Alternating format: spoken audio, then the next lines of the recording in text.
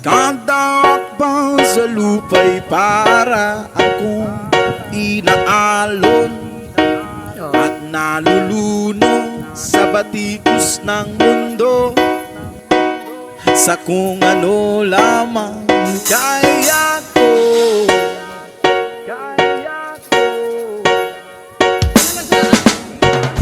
Bigang-biga na sa mga problemang di masolusyonan agad, parang wala nang bukas. Pwede bang umiwas? Hinahanap ang sarili, ngunit di nakakayanin sa ligaw na dinadaanan ko.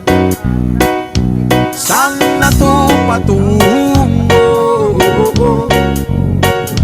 Saan ako patungo?